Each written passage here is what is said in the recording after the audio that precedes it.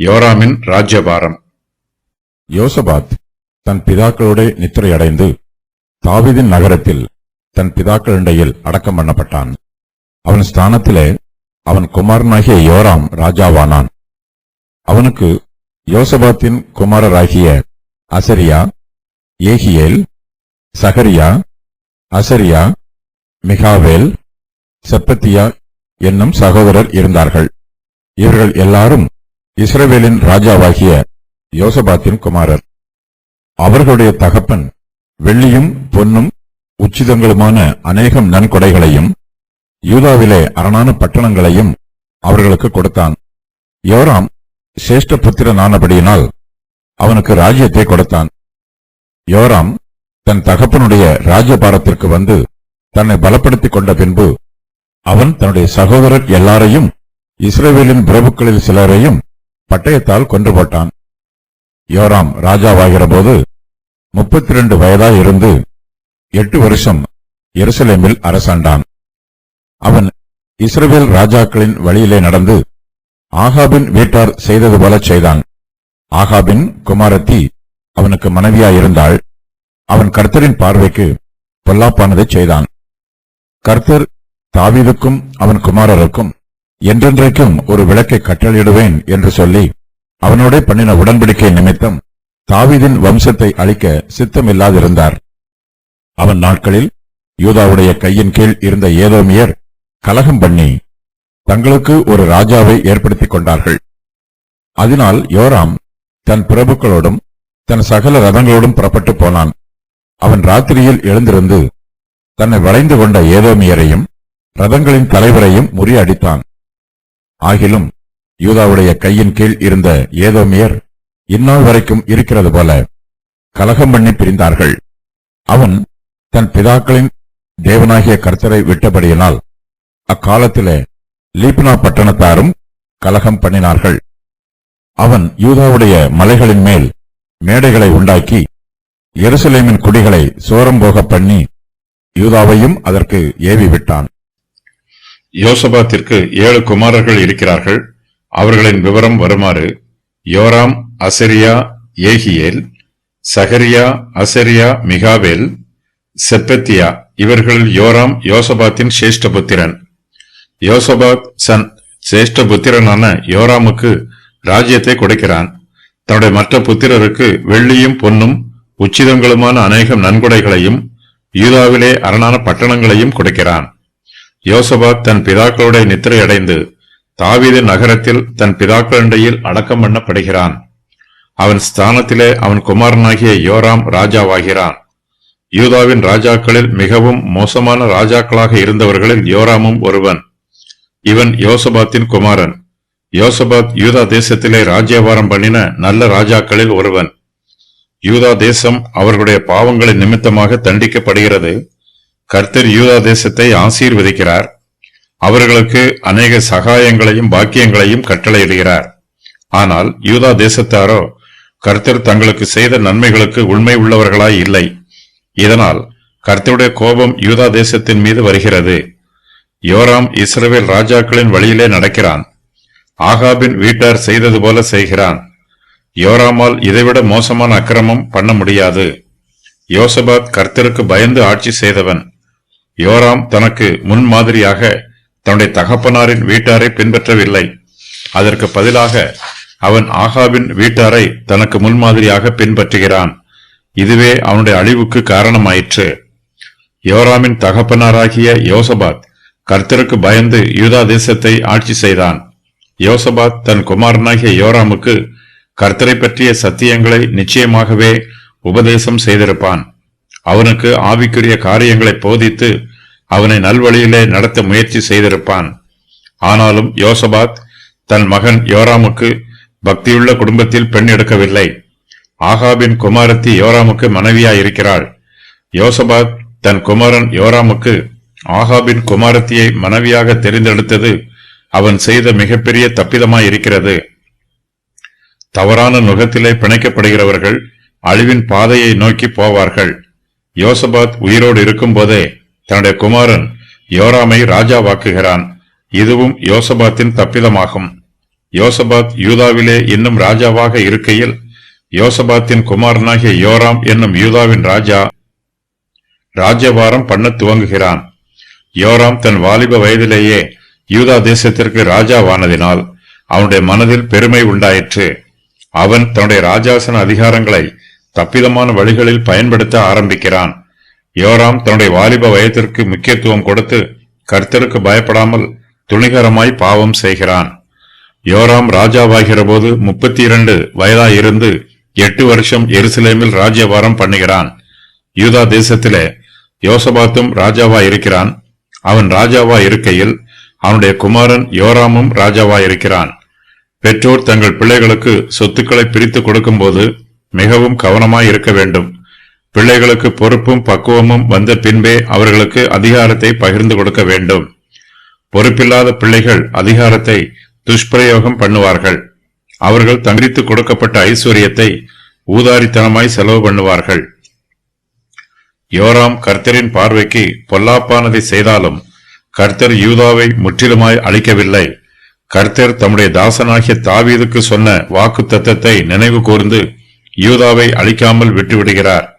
கர்த்தர், உன் குமாரருக்குள்ளே எந்நாளும் ஒரு விளக்கை உனக்கு கட்டளையிடுவேன் என்று தம்முடைய தாசனாகிய தாவீதுக்கு சொன்னதின்படியே அவர் நிமித்தம் அவர் யூதாவை முற்றிலும் கெடுக்கவில்லை. யோராமின் சகோதரர் 6 பேரும் அவனை விட நல்லவர்கள். யூதாவை ராஜ்யபாரம் பண்ணுவதற்கு யோராமை விட அவனுடைய சகோதரர்களே தகுதியானவர்கள். ஆனாலும் யோராம் யோசபாத்திற்கு சேஷ்ட புத்திரனாய் இருக்கிறபடியினால் அவனுக்கு ராஜ்யபாரம் கொடுக்கப்படுகிறது.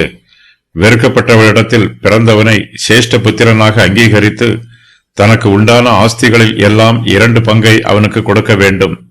அவன் தன் தகப்பனுடைய முதற் பலன் சேஷ்டபுத்திர சுதந்திரம் அவனுக்கே உரியது. உபாகமம் 21:17. ராஜாவுக்கு பல புத்திரர்கள் இருக்கும்போது மூத்த குமாரனாகிய சேஷ்ட புத்திரனுக்கு ராஜ்யம் கொடுக்கப்படும். ஆனாலும் மூத்த குமாரன் ராஜ்யபாரம் பண்ண தகுதியற்றவனாக இருந்தால் கர்த்தர் இந்த முறையை மாற்றி போடுவார். யோசபாத் யோராமுக்கு ராஜ்யத்தை கொடுத்து யூதா தேசத்தாருக்கு தீங்கு செய்கிறான். யோராமின் தீய குணம் யோசபாத்திற்கு நன்றாய் தெரியும். யோராம் விக்கிரக ஆராதனையில் ஈடுபட்டிருக்கிறவன். யோசபாத் யோராமின் சுபாவங்களை ஆராய்ந்து பார்த்து அவனுக்கு ராஜ்யபாரத்தை கொடுக்காமல் தன்னுடைய குமாரரில் வேறொருவனுக்கு ராஜ்யபாரத்தை கொடுத்திருக்க வேண்டும். யோராம் தன் தகப்பனுடைய ராஜ்யபாரத்திற்கு வந்து தன்னை பலப்படுத்தி கொண்ட பின்பு அவன் தன்னுடைய சகோதரர் எல்லோரையும் இஸ்ரவேலின் பிரபுக்களில் சிலரையும் பட்டயத்தால் கொன்று போடுகிறான். யோராம் அவர்கள் மீது பொய்யான குற்றங்களை சுமத்தி அவர்களை கொன்று போடுகிறான். இதனால் யோராம் தன்னை பலப்படுத்திக் கொள்வதற்கு பதிலாக பலவீனப்படுத்திக் கொள்கிறான். அவனுடைய ராஜ்யத்தின் மீது கர்த்தருடைய ஆசீர்வாதம் குறைந்து போயிற்று. கர்த்தர் யோராமிற்கு விரோதமாக தமது முகத்தை திருப்புகிறார். அவனுடைய ராஜ்யபாரத்தில் கலகங்களும் யுத்தங்களும் உண்டாயிற்று. கர்த்தருடைய பாதுகாப்பு யோராமிற்கு கிடைக்கவில்லை. 2 நாளாகமம் 21:2 யோராமின் 6 சகோதரர்களின் பெயர்கள் குறிப்பிடப்பட்டிருக்கிறது. தன்னுடைய ஸ்தானத்தில் ராஜாவாக வருவதற்கு வாய்ப்புள்ள இவர்களையும் இஸ்ரவேலின் பிரபுக்களில் சிலரையும் யோராம் கொன்று போட்டான். யோராமின் ராஜ்யபாரத்திற்கு போட்டியாக இப்போது யூதா தேசத்திலே ஒருவரும் இல்லை. அவனுக்கு விரோதமான பிரபுக்களும் இல்லை. யோராம் தன் சகோதரரை கொன்று போட்டதினால் யூதாவின் மனுஷரும் பிரபுக்களும் அவனுக்கு பயப்படுகிறார்கள். யோராம் ராஜாவாகிற போது 32 வயதாயிருந்து 8 வருஷம் எருசலேமில் அரசாளுகிறான். அவன் இஸ்ரவேல் ராஜாக்களின் வழியிலே நடந்து ஆகாபின் வீட்டார் செய்தது போல செய்கிறான். ஆகாபின் குமாரத்தி அவனுக்கு மனைவியாயிருக்கிறாள். அவன் கர்த்தரின் பார்வைக்கு பொல்லாப்பானதை செய்கிறான். யோராம் யூதாவுடைய மலைகளின் மேல் மேடைகளை உண்டாக்கி எருசலேமின் குடிகளை சோரம்போக பண்ணி யூதாவையும் அதற்கு ஏவி விடுகிறான். யோராமின் தகப்பன் யோசபாத் மேடைகளையெல்லாம் அகற்றினான்.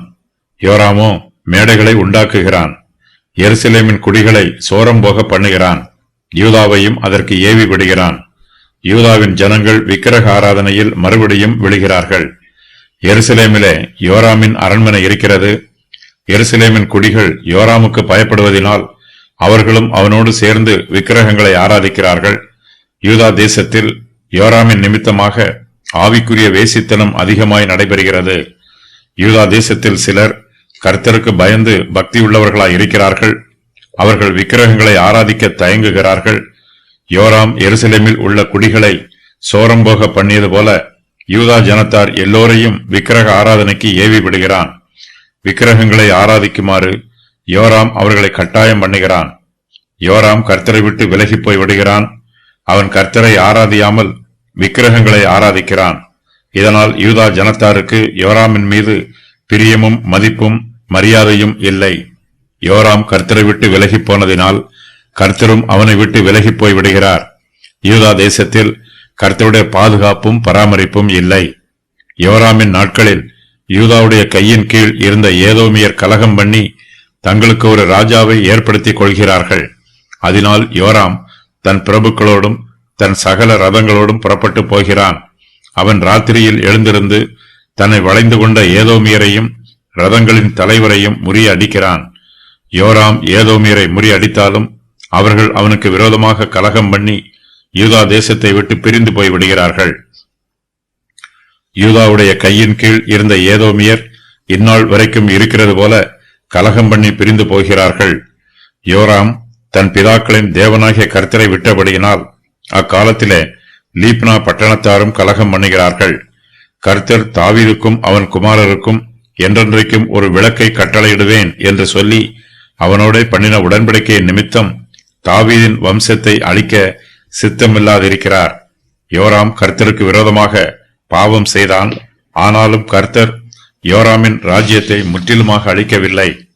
தாவீதோடு தாம் செய்த உடன்படிக்கையை கர்த்தர் நினைவு கூறுகிறார். சாத்தான் தாவீதின் வம்சத்தில் கிரியை செய்து குழப்பத்தை உண்டு பண்ணுகிறான்.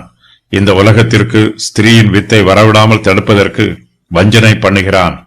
யோசபாத்தின் காலத்தில் சாத்தானின் சதிவேலை ஆரம்பமாயிற்று. யோராமின் காலத்திலும் சாத்தான் தொடர்ந்து சதி பண்ணுகிறான். இதன் பின்பு அரபியர்கள் தாவீதின் வம்சத்தை அழிக்க முயற்சி பண்ணுகிறார்கள். இவர்களுக்கு பின்பு அத்தாலியாள் ராச வம்சத்தார் அனைவரையும் ஓரளவு கொன்று போடுகிறாள். தாவீதுக்கும் அவன் குமாரருக்கும் என்றென்றைக்கும் ஒரு விளக்கை கர்த்தர் கட்டளையிட்டிருக்கிறார். இந்த வாக்குத்தத்தம் நிறைவேற வேண்டுமானால் தாவீதும் அவனுடைய சந்ததியாரும் கர்த்தருக்கு கீழ்ப்படிய வேண்டும். கர்த்தர் நீடிய பொறுமையோடு தாவீதின் வம்சத்தாருடைய பாவங்களை எல்லாம் கவனித்துக் கொண்டிருக்கிறார். யூதாவில் நல்ல ராஜா ஒருவன் வருவான் என்று பொறுமையோடு காத்திருக்கிறார். ஆகையினால் கர்த்தர் யூதா தேசத்தை முழுவதுமாக அழித்து போடாமல் அவர்களுடைய பாவத்தின் நிமித்தமாக அவர்களை அவ்வப்போது சிட்சிக்கிறார். ஆசா, யோசபாத் ஆகியோருக்கு பின்பு யூதா தேசத்தில் தெய்வ பக்தியுள்ள ராஜாக்கள் 6 பேர் வருகிறார்கள். இவர்கள் நிமித்தமாக கர்த்தர் யூதாவை அழித்து போடுவதை தாமதம் பண்ணுகிறார். வடக்கு ராஜ்யத்தில் உள்ள 10 கோத்திரத்தார் கர்த்தருக்கு விரோதமாக தொடர்ந்து பாவம் செய்வது போல யூதா கோத்திரத்தாரும் பாவம் செய்கிறார்கள். இதனால் கர்த்தர் வடக்கு தேசத்தை போலவே யூதா தேசத்தையும் சிறையிருப்புக்கு அனுப்பிவிடுகிறார். யூதா தேசத்தார் பாபிலோன் தேசத்தின் சிறையிருப்புக்கு போவதற்கு முன்பாக கர்த்தர் தாவீதின் ராஜவம்சத்தின் வாரிசை அற்றுப்போக பண்ணுகிறார். இதன் பின்பு தாவீதின் ராஜவம்சத்து உரிமைகளை யோசேப்பின் மூலமாக இயேசு கிறிஸ்து சுதந்தரித்துக் கொள்கிறார். இயேசு கிறிஸ்து தாவீதின் இந்த வம்சத்தின் மூலமாக வராமல் வேறொரு வம்சத்தின் மூலமாக வருகிறார். இதனால் இயேசு கிறிஸ்து தாவீதின் குமாரனாக இருக்கிறார். மத்தேயு எழுதின சுவிசேஷத்தில் தாவீதின் வம்ச வழி சாலமோன் மூலமாக ராஜரீக வம்சமாக இருக்கிறது. தாவீதிற்கு நாத்தான் என்று இன்னும் ஒரு குமாரன் உண்டு.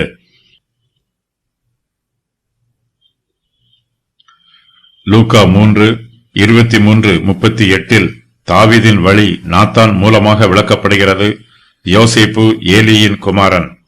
இயேசு கிறிஸ்துவை பற்றிய தீர்க்க தரிசனத்தை நிறைவேற்றுவதற்கு இவ்விரண்டு வம்ச வழியும் தேவையானவை. கர்த்தர் யெகொனியாவை சபித்தார். தாவீதின் அரியாசனத்தில் அவனுடைய சந்ததியில் யாரும் அமர்ந்து எருசலேமை ஆளுகை செய்ய மாட்டார்கள். கர்த்தர் தாவீதிடம் அவனுடைய குமாரனாகிய சாலமோன் மூலமாக அவனுடைய ஆட்சி என்றென்றைக்கும் நிலைத்திருக்கும் என்று வாக்கு பண்ணினார். இந்த தீர்க்க தரிசனம் நிறைவேற வேண்டுமானால் தாவீதின் குமாரனாகிய இயேசு கிறிஸ்து நாத்தான், மரியாள் ஆகியோரின் வம்சவழியில் வரவேண்டும்.